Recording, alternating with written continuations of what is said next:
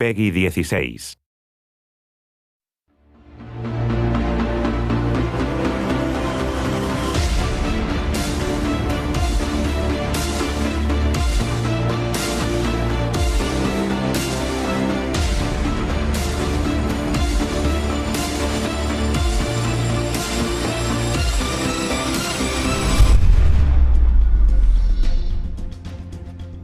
What Infinite Crisis has done is taken the multiverse and put it in this insane world where a player comes in and creates their own army, utilizing characters from across these different Earths. And it really brings the concept of the multiverse to, I think, the pinnacle. Like it's the most epic thing that could ever happen with the multiverse, is that armies from throughout the different parallel Earths are getting together and battling one another.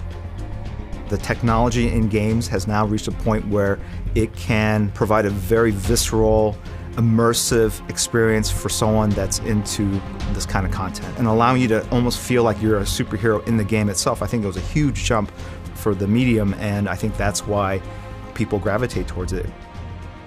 Turbine's been working on games online that bring players together for over a decade now. MOBA felt like the next logical step for us. You know, kind of got us back to our roots, doing competitive play. AC1 Asheron's Call was all about PvP. In the very beginning of thinking about making this game, we had a few simple but lofty goals. You know, how can we take the DC franchise in a game to a place that it hasn't been before? You know, how can we open up kind of the possibilities there and show players things that maybe they haven't seen before in the DC universe?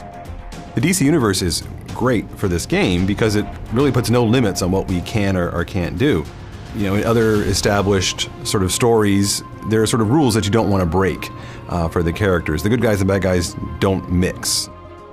For me personally, DC is kind of the dream setting for this project because one of my favorite characters of all time is Green Lantern. When we work on this game, when we actually showed it to people, it is the ultimate example of iconic characters brought to life in ways that are relevant to people, in ways that actually mean something to people, in ways that actually just resonate.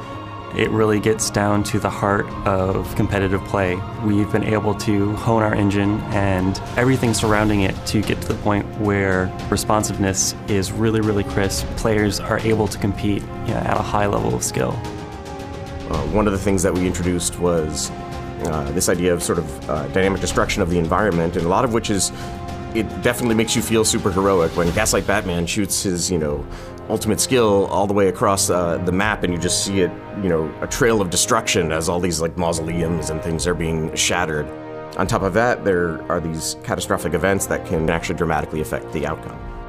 We've been living in this crazy Infinite Crisis world for quite some time now, just amongst ourselves. It's been awesome seeing players get involved and really start taking over this game, and we hope everyone's having as much fun playing it as we've had building it, and we're not done yet. We're just getting started.